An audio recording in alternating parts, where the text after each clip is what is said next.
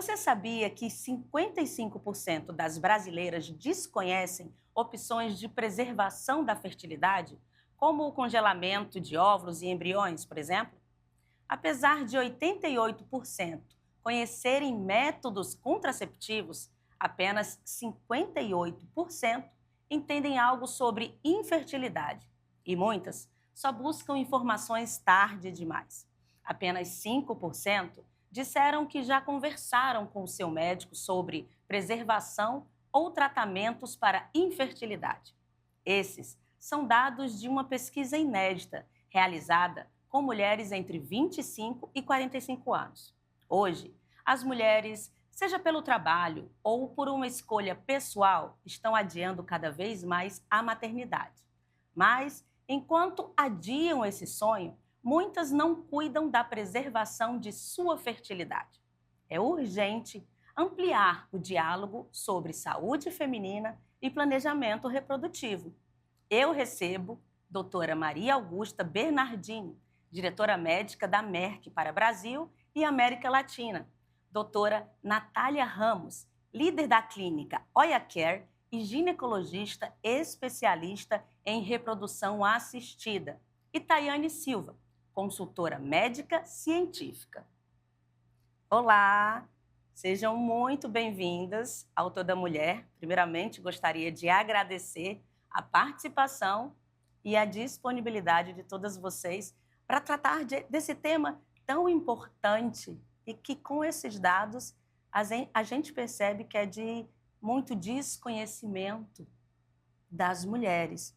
Então, eu gostaria de começar com você, doutora Maria Augusta. Na opinião da senhora, quais seriam as principais barreiras, né, para esse desconhecimento da prevenção da fertilidade da maioria das mulheres brasileiras? Seja muito bem-vinda ao Toda Mulher mais uma vez.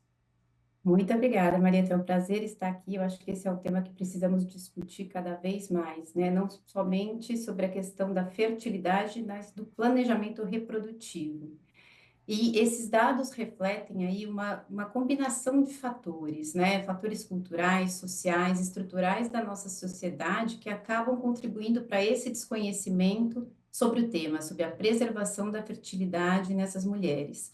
Eu acho que ainda o foco das discussões sobre saúde feminina e saúde reprodutiva ainda estavam muito voltados para a questão de prevenção da gravidez, controle de natalidade e não para o planejamento reprodutivo como um todo. E como bem a pesquisa mostra, 88% das mulheres sabem muito ou sabem bastante sobre métodos contraceptivos, mas poucas sabem tanto sobre infertilidade quanto sobre procedimentos de reprodução assistida e até métodos de preservação da fertilidade. Ou seja, a gente tem aqui uma área de oportunidade em questões tanto de educação, mas também na questão de acesso. Eu acho que esse também é um tema importante, que as mulheres ainda pensam que é uma barreira na questão de custo para esses tratamentos, mas apesar de elas acreditarem nessa barreira de custo ou barreira de acesso, da disponibilidade dos tratamentos no sistema público até no sistema privado, poucas dessas mulheres vão buscar realmente fazer um orçamento ou buscar se inteirar sobre as técnicas, qual seria a necessidade específica e o que poderiam fazer. Eu acho que aqui temos uma grande oportunidade de conscientização, primeiro sobre o que é infertilidade, o que causa, quais são as técnicas disponíveis e como podemos planejar, mas também de desmistificar alguns pontos também sobre acesso e sobre o que podemos fazer sobre esse planejamento reprodutivo. Doutora Natália, já que estamos falando de informação, e infelizmente muitas vezes a falta dela, né? A senhora, enquanto ginecologista e especialista em reprodução assistida, explica rapidamente para a gente o que seria a reprodução assistida e qual a importância do congelamento de óvulos, e pegando o gancho da doutora Maria Augusta, no planejamento, né? Porque muitas vezes falta essa construção de planejamento. Como a pesquisa mostra, que quando as mulheres procuram, muitas vezes é tardio. Marieta, muito obrigada. É uma honra estar representando a Oia Care aqui no programa de vocês. Obrigada pelo convite, mas respondendo sua pergunta, é super importante que a gente entenda o contexto da reprodução assistida. A reprodução assistida, ela nasceu por causa da infertilidade lá no século XX, né? Então, o primeiro bebê de proveta que nasceu em 78.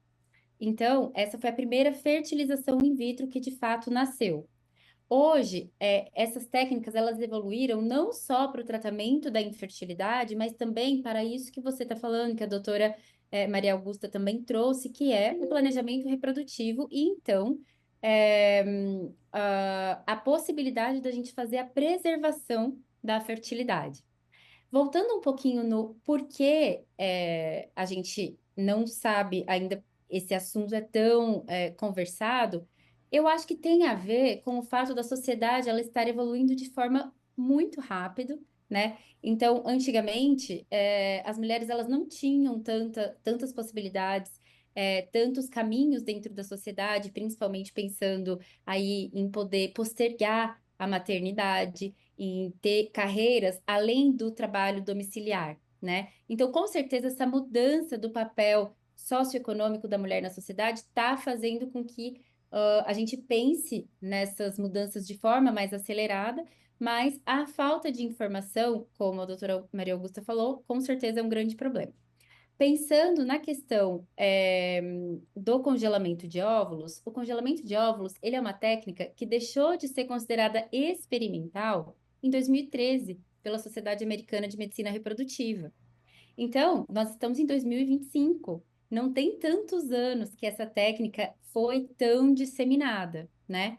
Então, eu acredito que conforme a gente vai avançando e conforme a gente vai vendo possibilidades, como a gente tem visto aqui, vocês expondo esses caminhos para as mulheres, a gente vai tentando desconstruir o tabu que era falar só de fertilidade em dois momentos da vida da mulher, que são geralmente os mais comuns, né, que nós ginecologistas conversamos aqui na clínica com as mulheres. O primeiro, quando elas estão falando de contracepção, e o segundo, quando elas estão falando de infertilidade. Então, o nosso grande objetivo é falar com essas mulheres no meio do caminho. Essas mulheres que querem engravidar, mas provavelmente não hoje, e de forma com que elas se conscientizem sobre os riscos de viver uma infertilidade no futuro. Dessa forma, a gente vai propor o congelamento de óvulos, que é a melhor técnica de preservação da fertilidade, né? Existem várias técnicas de preservação da fertilidade, mas a mais comum e acessível hoje é o congelamento dos óvulos. E aí ela vai poder, então, se planejar, né? O congelamento de óvulos, ele vem como uma ferramenta para o planejamento reprodutivo, mas não é a única ferramenta que a gente enxerga. Acho que uma conversa com o ginecologista, explicar quais os seus planos de vida, que muitas vezes a gente sabe que não é uma coisa tão evidente, isso com certeza consegue dar dimensionar um pouco esse problema.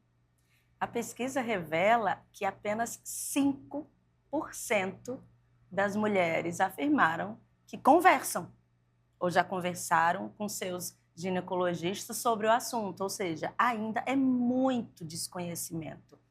E aí eu queria saber de você, Tayane, enquanto consultora médico-científica, qual a importância, né, dessa conscientização para que aconteça essa desmistificação e essa busca antecipada, não apenas nesses dois momentos que a doutora Natália falou, ou o método contraceptivo ou infertilidade, mas sim planejamento, pensar no futuro. Porque se a gente parar para pensar, se as mulheres estão, por alguns motivos, seja pelo trabalho, estão adiando mais a maternidade, é contraditório elas não estarem se planejando para essa maternidade tardia.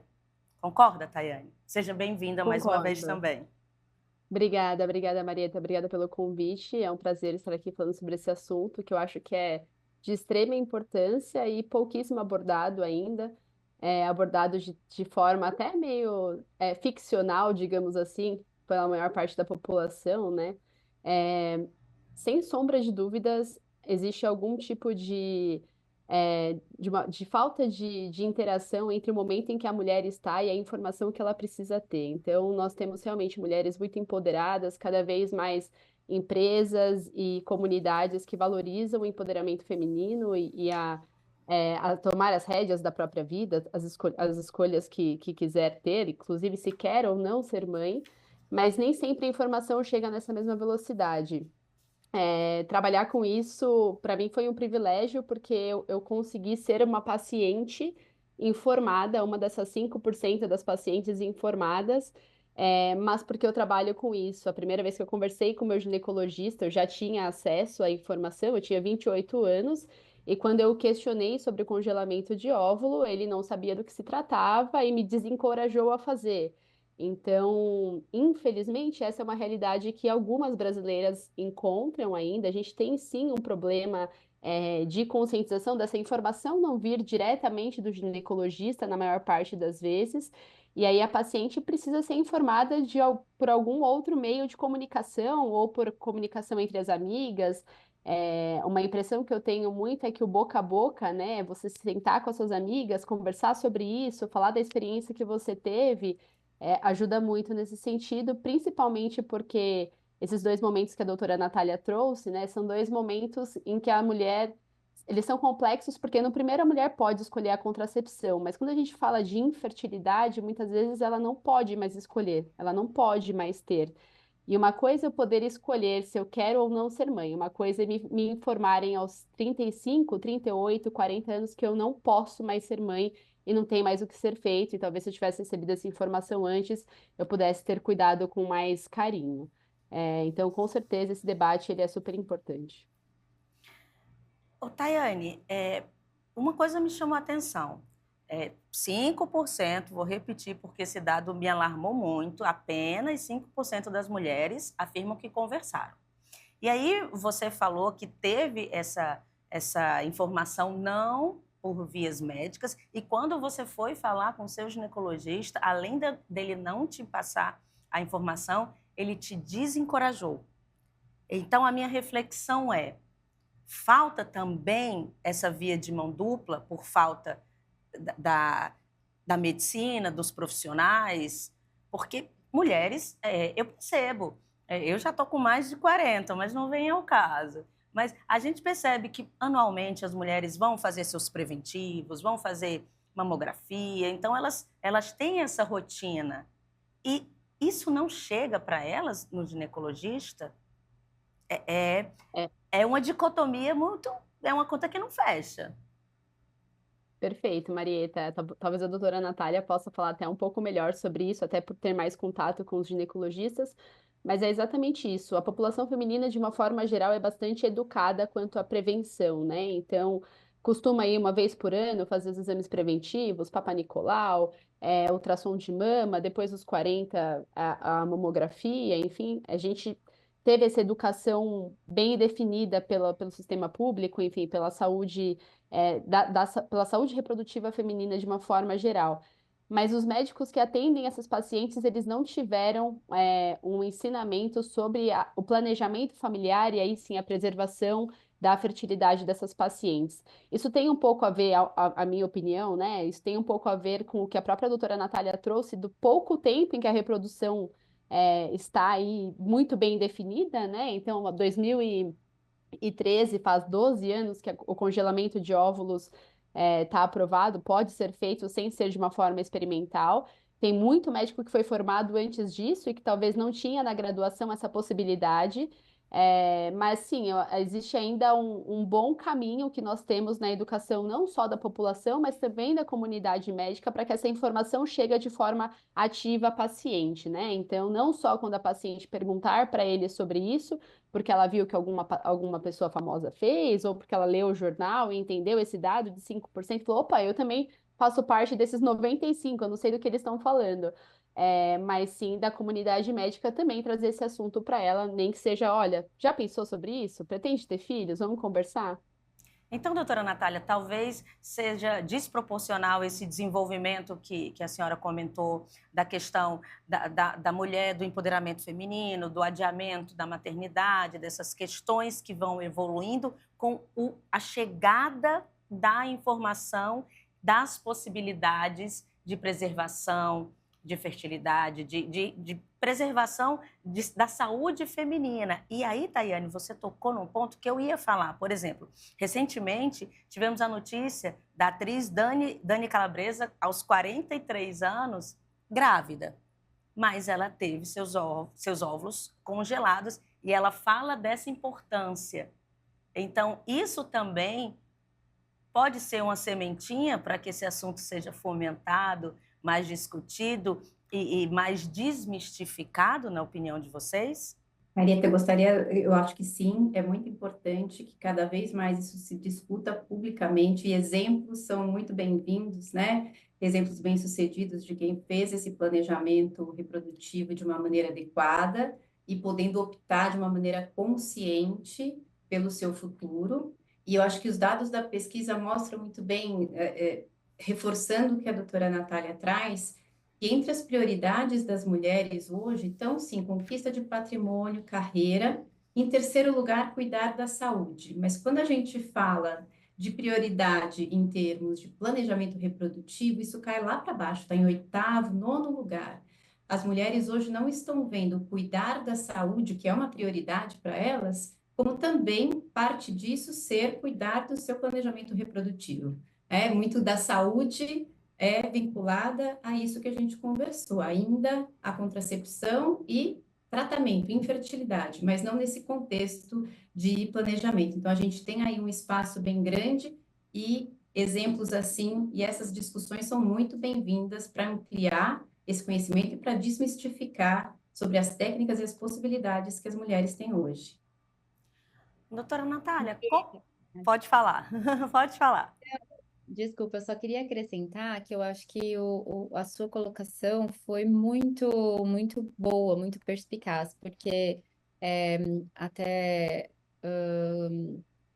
adicionando alguns pontos mais, eu acredito sim que haja uma questão da formação médica que não acompanhou, infelizmente, todas essas mudanças, né? Então, essa história que a Tayane contou, infelizmente, é comum. Ah, claramente é comum, que a pesquisa mostrou que só 5% das mulheres já discutiram sobre planejamento reprodutivo com os seus ginecologistas.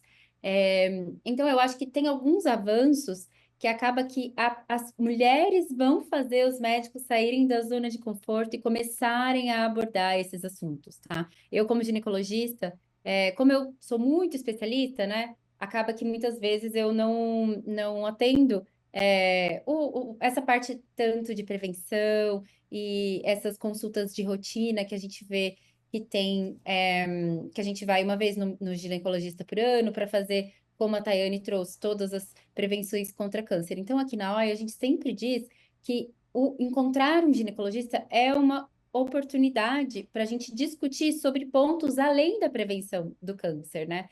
Então, provavelmente, essa modalidade de a gente ter uma hora, uma vez no ano, para poder discutir todos os pontos da saúde feminina, talvez não caiba mais todos os assuntos que a gente precisa resolver. Então, o mais comum, só para te falar, o que a Tayane trouxe, é contracepção e prevenção de câncer. É isso que a gente conversa nas consultas de rotina, principalmente no Brasil. Enquanto que nós deveríamos abordar o planejamento reprodutivo como um todo, né, mais visando a prevenção da infertilidade, riscos de doenças sexualmente transmissíveis, entre outros assuntos. E, por último, só fazendo um último adendo, nós temos uma lei de planejamento familiar no Brasil. E nessa lei, além de prever a possibilidade de métodos de esterilização, como vasectomia, laqueadura, e que o SUS garanta o fornecimento de métodos contraceptivos para a população como um todo, está também previsto o direito do planejamento reprodutivo, por incrível que pareça. Mas acho que ainda não houve uma questão de adaptação mesmo dos ginecologistas em conversar sobre esse assunto nas consultas de rotina. E acho que as mulheres devem também trazer esse assunto à tona, porque são as principais interessadas. E eu acho que a gente vai voltar para o princípio. Falta informação, né? Falta informação, porque eu acredito que quem está assistindo a gente pode também estar pensando, mas quanto custa esse tratamento? Quanto é caro? É só para pessoas de classe elevada? Então, falta esclarecimento. E aí a gente vai ter que discutir até que ponto o poder público também tem que fazer campanhas, conscientizações, para que cada vez mais a sociedade, não só as mulheres também, mas não só é um planejamento familiar. Família engloba tudo, né? Então, se a minha mãe, quem tá nos assistindo agora, lembrou de alguém, que pesquise, que se informe e que dissemine essa discussão. Mas eu vou precisar dar uma pausa rapidinho, mas a gente ainda tem muita coisa para discutir, muito assunto que é muito importante.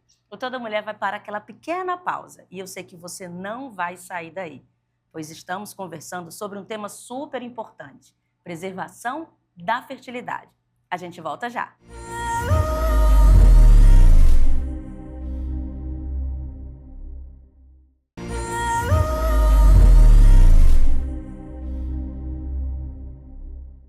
Estamos de volta com Toda Mulher falando sobre preservação da fertilidade e planejamento reprodutivo. Temos muito o que discutir e desmistificar.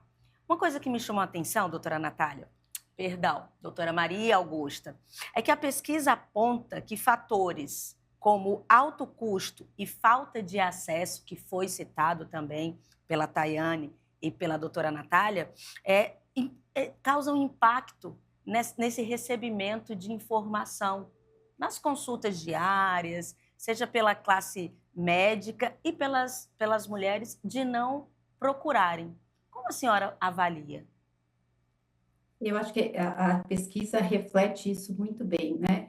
Apesar das mulheres, algumas delas mostrarem interesse e mostrarem que têm alguma intenção de fazer alguma técnica de preservação de fertilidade, poucas são as mulheres que chegam até um atendimento especializado e buscam fazer um orçamento. Então, a gente viu aqui na pesquisa que é uma minoria das mulheres que chegam até o serviço especializado, como o da doutora Natália, para fazer um orçamento.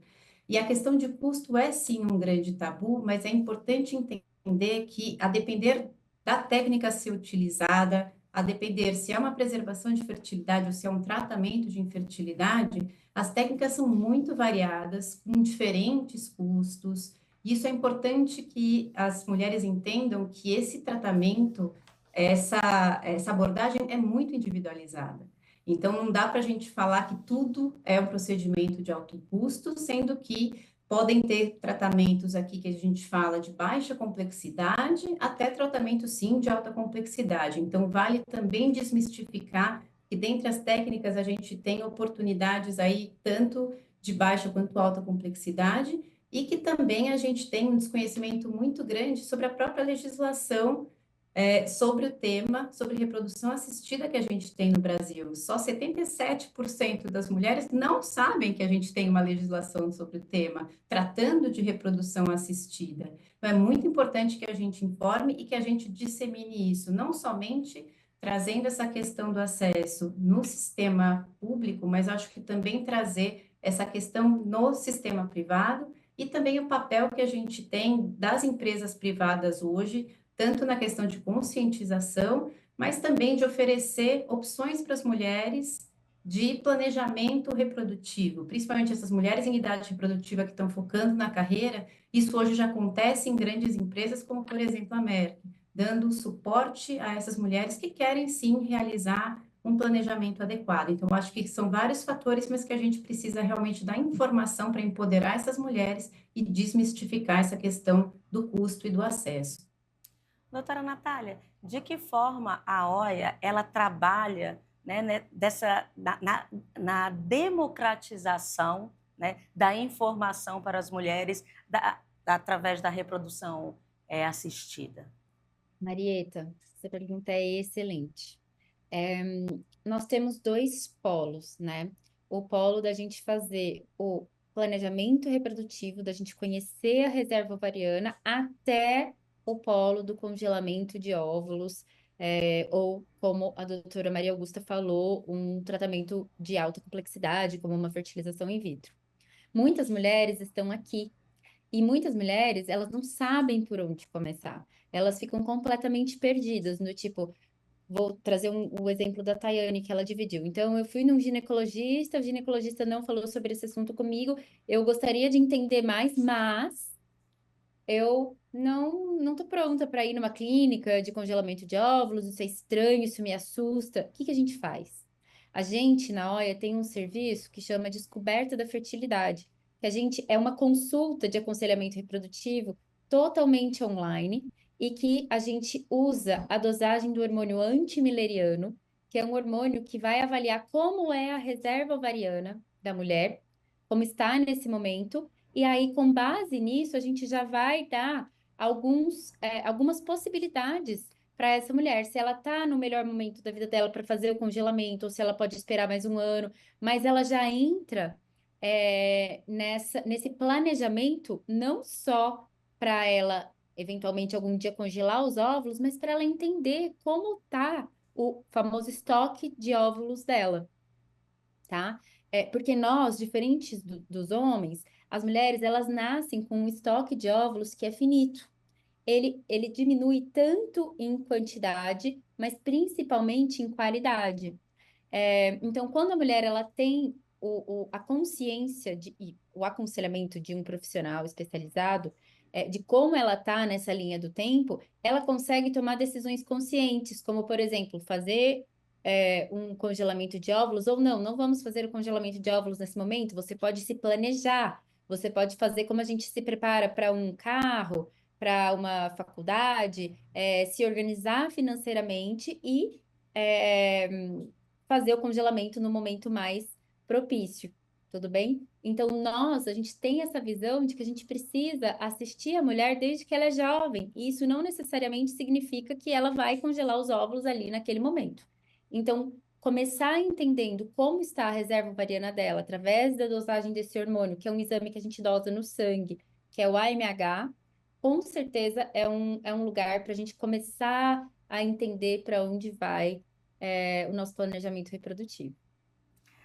Tayana, na sua opinião, quais as estratégias que os profissionais de saúde eles podem adotar para que eles possam levar esse acolhimento, essa informação para suas pacientes? Porque a gente já percebeu que, ao mesmo tempo que é simples no sentido de que é acessível, se tivermos informação, prevenção e planejamento, são muitas etapas. São muitas etapas, e a partir do momento que a gente não tem o conhecimento, isso já pode criar uma barreira de tipo, não, isso não é para mim, ou é muito caro, ou eu não vou pensar nisso agora. Então, quais seriam as medidas cabíveis para que os profissionais de saúde adotassem para que essa barreira fosse quebrada e realmente nós mulheres fôssemos acolhidas e orientadas, né, para um planejamento futuro adequado, que é o mais importante? Ótima pergunta. Eu entendo que o melhor cenário é que a gente atenda essa paciente antes dela ter um problema. Então, antes de ela ser infértil, a primeira coisa que a gente tem que mudar é o discurso. Então, como a doutora Maria Augusta bem trouxe sobre a pesquisa, que quando a gente fala sobre planejamento familiar, está lá em sétimo, oitavo lugar o que a mulher prioriza, mas isso faz parte da saúde dela como um todo, e a gente ainda tem isso muito separado. Exatamente por ela não entender também essa questão que a doutora Natália trouxe agora, de que ela já nasce com todos os folículos ali, ela vai perder, tomando anticoncepcional ou não, a mãe entrando na menopausa cedo ou não, isso vai chegar para ela e ela precisa entender qual é o momento em que ela está e qual é a idade reprodutiva que ela está, enquanto ela não enxergar isso como uma saúde geral, como uma questão intrínseca à saúde feminina, isso vai ser postergado. Porque como a nossa ideia é ser mãe cada vez mais velha, a gente vê o envelhecimento populacional, a gente vê que as mulheres querem postergar cada vez mais, elas só vão pensar em maternidade quando realmente der a vontade de ter filho. E essa conversa ela tem que vir antes, ela tem que ser discutida antes. Então, eu entendo que é muito melhor a gente trazer essa conversa para uma conversa de saúde geral, saúde feminina, sobre até uma questão de sexualidade, como é que essas mulheres, que hoje em dia falam muito mais sobre isso nos fóruns, né? É muito mais comum as mulheres conversarem sobre as vidas sexuais, orientação sexual, enfim. Por que a gente não traz para esse tipo de conversa, né? São pacientes jovens, elas não são inférteis, elas não têm um problema. Então, para que eu vou falar para ela, não, você tem um problema? Isso realmente pode causar, pode gerar uma barreira. Ao invés de eu acolher, eu afasto. E a gente tem que trazer. Eu também acho que a gente tem que tentar trazer cada vez mais fóruns de discussão e exposição de pacientes, óbvio, que se sentem à vontade, para contar um pouco da experiência que elas tiveram. Então, falando um pouco sobre a minha experiência, eu comecei a conversar com minhas colegas próximas de mesma faixa etária, e depois disso, eu posso te falar que em um ano, pelo menos 7 congelaram óvulos, porque falaram, nossa, que interessante, nunca conversaram comigo, e aí é palpável, porque eu sei que é alguém do meu círculo, alguém que tem uma cabeça parecida com a minha, que vai entender o meu acesso ou não, poxa, isso pode ser viável. Hoje a gente ainda fala muito pouco sobre isso, assim, a paciente de infertilidade ou de reprodução assistida, ela ainda é uma paciente invisível, e a gente tem que trazer isso à tona.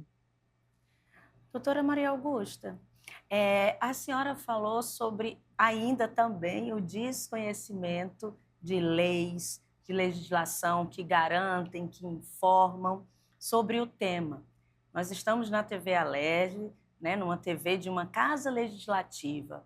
Como a senhora avalia que o poder público deve proceder para mais conscientização acerca do tema?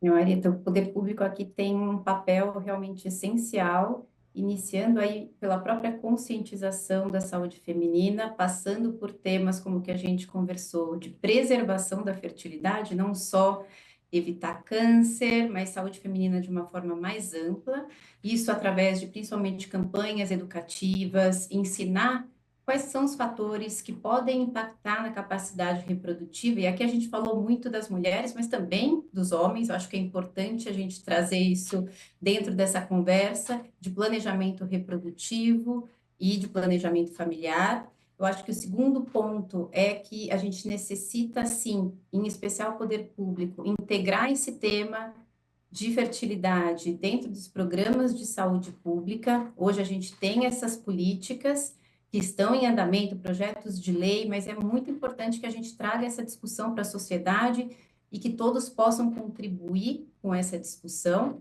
Outro ponto que eu acho fundamental é a questão da capacitação dos profissionais de saúde, como a gente comentou, não só o ginecologista, isso pode ser trazido pelo clínico geral, por vários profissionais, pela enfermeira, pelos farmacêuticos. Eu acho que aqui a gente tem uma grande oportunidade para que esses profissionais de saúde ofereçam orientações claras, acolhedoras. Então, isso o poder público também desempenha um papel fundamental. E, por último, acho que temos também muita oportunidade aí na questão de incentivar as parcerias públicos-privadas, né? Realmente para trazer essa questão de acesso aos tratamentos, deixando de ser uma barreira, mas sim trazer isso como uma oportunidade, opções para essa população. Essa discussão na sociedade, se guiada pelo poder público, eu acho que ela é muito mais produtiva e se torna uma realidade cada vez mais próxima da nossa sociedade, Marieta. Doutor Augusto, exatamente isso, quebrar barreiras e construir pontes, né? Pontes de informação, Exatamente. pontes de acolhimento.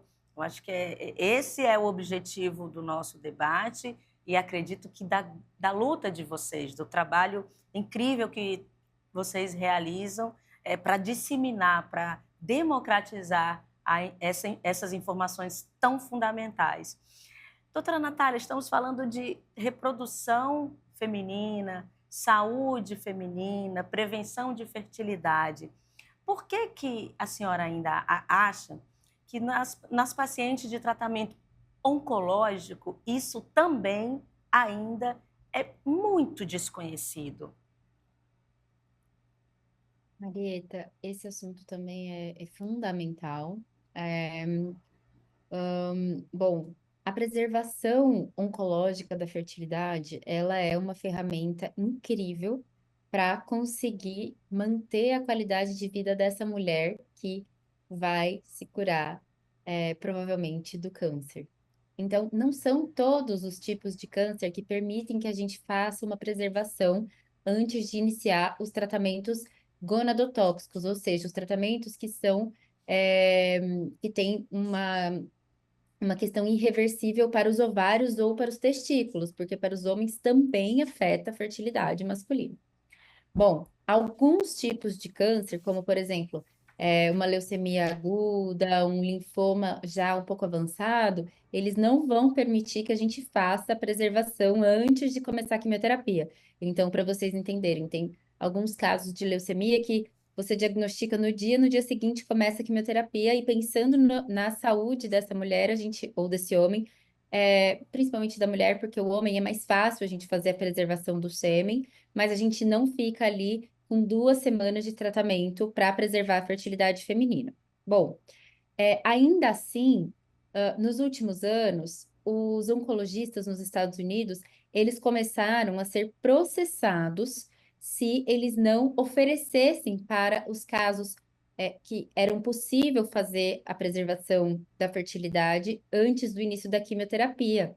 Por quê? Por uma questão de lesão corporal mesmo, né? Então, com o passar do tempo, essa tendência foi se espalhando pelo mundo, e hoje nós temos oncologistas bem formados, que passam para todos os pacientes a importância de fazer o congelamento de óvulos ou de sêmen, no caso dos homens, antes de iniciar um tratamento como quimioterapia, radioterapia.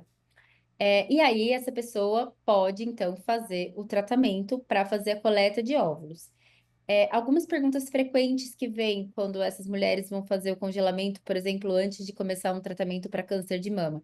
Mas vai piorar a doença? Todos os estudos já demonstram que não. Atrasar 2 a 3 semanas o início do tratamento já está cientificamente comprovado que não vai atrapalhar a história da doença, as possibilidades de cura, tá?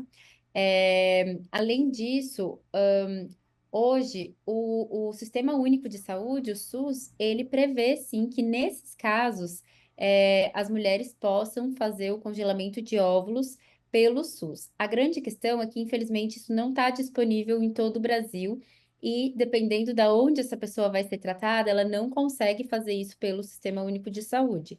No entanto, nós já temos jurisprudências de pessoas que depois entram na justiça solicitando o reembolso desse tratamento, e elas são reembolsadas pelo plano de saúde. Porque é um tratamento que tem que ser feito, e ele vai, com certeza, beneficiar a vida dessa mulher, que hoje os tratamentos oncológicos estão muito avançados, então muitas doenças têm possibilidade de cura, ou não só de cura, mas de controle. Um controle que vai garantir que essa mulher ela viva por muitos anos aí, bem, e que, se ela quiser, ela possa conseguir engravidar com segurança. Tayane, a pesquisa ainda revela que 70% das mulheres acreditam que o tratamento de fertilidade é inacessível, é muito caro, seja pelo desconhecimento ou porque já procuraram e não se aprofundaram, e aí vem o que a doutora Natália acabou de falar. Como você acha que isso pode ser desmistificado, principalmente para a população de baixa renda? A minha opinião é que é o tempo. Na verdade, quanto antes essa paciente chegar numa clínica ou tiver informação, mais acessível vai ser o tratamento para ela. Porque o fato é que quanto mais velha a paciente chega, né? Então, quanto mais perto ali da falência ovariana, menor a reserva ovariana dela, mais medicamento ela vai usar, mais complexo é o tratamento. Então, isso tudo faz com que o acesso fique menor e ela tem menos tempo de planejamento. O que a doutora Natália trouxe brilhantemente da ideia de eu trago essa paciente jovem, eu consigo construir com ela, ela tem um período para juntar um dinheiro, para se planejar, para ver se essa é a prioridade dela, quando ela vai fazer isso, isso facilita muito o acesso e muitas vezes, se ela é jovem, faz com que o tratamento seja ainda mais barato, ainda mais acessível. Então, esses pontos são primordiais. Quanto antes a paciente tiver informação, então, se a paciente com 25 anos, por exemplo, se a gente conseguisse que fosse de praxe o médico ginecologista passar o AMH para ela e já falar: olha, vai num especialista, conversa, vê quanto ficaria esse procedimento, é um primeiro ponto. Além disso, hoje no Brasil, a gente tem o privilégio de ter alguns serviços que são 100% públicos, então a paciente que precisa da reprodução assistida, ela consegue ter 100% do custeamento ou custeamento parcial do tratamento. E aí, entre as clínicas de reprodução, existem vários valores que podem ser conseguidos pela paciente, né? Existem clínicas que têm um baixo custo, clínicas que têm um custo intermediário, e nesse sentido, é mais uma questão dela entender um pouco melhor qual é o que ela pode pagar ou não. Eu sempre falo para os médicos com quem eu trabalho, com as pessoas com quem eu converso, que não cabe a gente dar valor ao sonho. O sonho é da paciente, o sonho é da mulher. E se ela tem esse sonho, a gente tem que mostrar as possibilidades, e aí a partir disso ela vê o que que eu posso e o que eu não posso fazer. Então, eu acho que o importante é nós não colocarmos limite no sonho dessa paciente, né? Então, a ideia é que ela procurando um especialista, sendo orientada, tendo a informação, ela consiga entender o quanto ela vai conseguir investir, e aí a gente tem como ter ferramentas, a doutora Natália, os médicos especialistas vão ter ferramentas para não impedi-la de realizar o sonho, mas pelo contrário, de informá-la quais são as possibilidades dentro daquele universo que ela pode investir para que ela alcance o objetivo dela. Essa conversa ela é muito importante, mas para isso a paciente precisa chegar no especialista, ela precisa desmistificar isso, e quanto antes ela chegar, melhor vai ser o resultado. Doutora Maria Augusta, quebrando barreiras, construindo pontes, informando, a pesquisa, uma pesquisa inédita, teve um papel fundamental, né? Nos mostrou dados que revelam um alto nível de desinformação. A partir dessa pesquisa, Exatamente. qual o pontapé? A senhora, enquanto diretora médica da Merck, o que fazer? Temos esses Eu acho que dados, como proceder agora? Perfeita abordagem, Marita. Eu acho que aqui a pesquisa só mostra para a gente o tamanho do gap aí, da desinformação que a gente tem, que é enorme.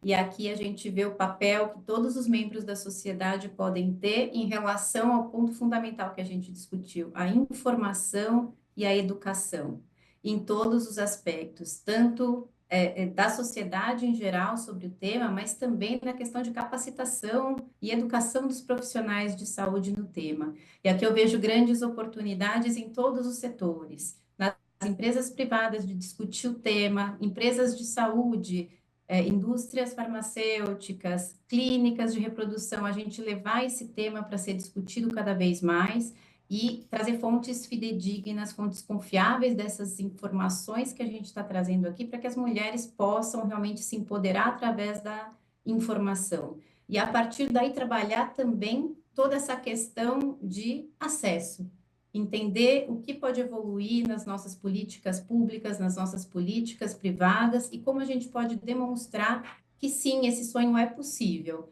Os caminhos podem muitas vezes parecer tortuosos, mas se a gente puder discutir, desmistificar, já é uma grande queda de barreira, já é uma ponte construída para a gente chegar no atendimento desse sonho que muitas famílias ou muitas mulheres têm nesse sentido. Então, aqui eu acho que temos grandes oportunidades para todos os membros da sociedade em relação à educação, fundamentalmente. Estamos caminhando para o final do programa. Então, antes das considerações finais, eu gostaria que cada uma de vocês, posso começar com a senhora mesmo, doutora Maria Augusta, para quem está nos assistindo, para quem nunca ouviu falar desse tema, né, de prevenção reprodutiva, de planejamento familiar, preservação de fertilidade, uma frase, o que vocês falariam para essas mulheres? Doutora Maria Augusta, por favor. Hoje a gente pensar, nós como mulheres, e esse tema da reprodução e da fertilidade é um tema que a gente pode discutir individualmente. A gente não precisa estar em casal, não precisa já ter uma vida afetiva já construída. Sim, a gente tem que pensar que isso é parte da nossa saúde, parte da nossa fertilidade, que a gente pode planejar isso individualmente. Obviamente, depois a gente vai tratar isso como casal, mas eu acho que é importante que a gente desmistifique que isso tem que ser um planejamento familiar feito em casal, mas que parte, sim, de uma decisão, de uma conscientização individual de cada um, em especial das mulheres, já que o nosso relógio biológico é sim infinito e que a gente precisa discutir, sim, que após 35 anos, a nossa taxa de fertilidade cai muito. Então, é importante que isso fique na cabeça de todas as mulheres, que isso vire nossa conscientização. Doutora Natália? Marieta, se eu pudesse passar uma mensagem para todas as mulheres que estão escutando a gente, é que elas tratem da fertilidade de forma preventiva, a prevenção. E como a fertilidade, como a gente previne a infertilidade? Como todas nós já falamos, a doutora Maria Augusta falou aqui, conhecimento, disseminando informação. Então, uma mulher que não sabe se quer ser mãe, não tem nem ideia se ela quer congelar óvulos, antes dessas etapas, ela precisa entender sobre a fertilidade dela, ela precisa entender sobre a reserva ovariana e o estoque de óvulos dela, aonde ela se encontra nessa linha do tempo. Então, ela precisa de um aconselhamento reprodutivo, que ela pode discutir sim, deve com o ginecologista dela, e caso não seja suficiente, passar por um especialista para que ele possa, junto com ela, de forma compartilhada, explicar os melhores caminhos que ela tem, porque assim ninguém nunca se arrepende quando a gente recebe uma informação e toma decisões de forma consciente. Por isso que é tão importante a informação, a conscientização e o planejamento, né? Tayane? Bom, para mim a palavra é autocuidado. Saúde reprodutiva também é autocuidado. É a mulher entender que ela, o que ela vê no espelho, né? A gente hoje consegue ter uma saúde física externa muito bem cuidada e faz com que a gente se sinta super jovem por muito e muito tempo, mas tem um colega da área da reprodução assistida que fala o ovário da mulher hoje em dia e da mulher das cavernas é o mesmo. Infelizmente, aos 35 anos, ele começa a cair, a qualidade começa a diminuir. E a gente precisa ter essa consciência. Então, faz parte do nosso autocuidado saber qual é a nossa idade reprodutiva, saber o que a gente quer fazer com isso e tendo a informação, sabendo processar essa informação, tomar as devidas decisões. Então, assim como a gente cuida da nossa saúde mental, assim como a gente faz os nossos preventivos, assim como vai na academia, nutricionista, a gente precisa também olhar para os nossos ovários, sabe? Gostaria de agradecer a cada uma de vocês mais uma vez. E caso vocês queiram deixar rede social, algum canal de comunicação para quem nos assistiu e ainda tem mais dúvidas e ainda quer saber mais, fiquem à vontade. Marieta, gostaria também de parabenizar você, toda a equipe do programa, da TV Alerj, por trazer esse tema, abrir um espaço de discussão, que é só assim, através da informação, que a gente consegue começar uma discussão e consegue mudar o cenário que a gente está vendo hoje. Então, muito obrigada pela oportunidade e parabéns pela iniciativa. TV Alerj, o programa Toda Mulher, é que agradecemos essa troca de informações. Então, ficam as portas abertas, né? Acredito que esse programa, esse tema, deveriam ter mais e mais programas, mais e mais, porque o tema ainda deve ser muito discutido, muito avaliado também. Tem o poder público, a doutora Maria Augusta falou com muita propriedade de campanhas de conscientização que devem ser feitas, na indústria farmacêutica também, parceria entre empresas públicas e privadas, conscientização e informação. Então, gostaria de agradecer mais uma vez. Alguém quer falar mais alguma coisa? Só agradecer, Marieta, realmente uma oportunidade única, especial. A gente tem muito o que discutir, mas a gente precisa começar de algum lugar e ter começado aqui foi um imenso prazer. E nada melhor do que 4 mulheres falando sobre mulheres, né? Acho que a gente já ganha muito começando dessa forma. Então, muito obrigada, parabéns pela iniciativa e contem conosco. Com certeza. Eu faço das suas palavras, Tayane, as minhas também. Obrigada, doutora Maria Augusta, doutora Natália, e a você. Ficamos por aqui. Agradeço a você que nos acompanhou até agora. Hoje vimos como é indispensável falar sobre planejamento reprodutivo e preservação da fertilidade. Em um momento em que tantas mulheres adiam a maternidade, garantir informação e acesso às opções disponíveis é fundamental para que todas possam realizar seus sonhos no futuro. Continue ligado na programação da TV Alerj e também em nossas redes sociais. Lembrando que estamos no canal digital 10.2 na sua TV aberta. Até o próximo Toda Mulher. Eu espero você. TV Alerj, o canal do povo.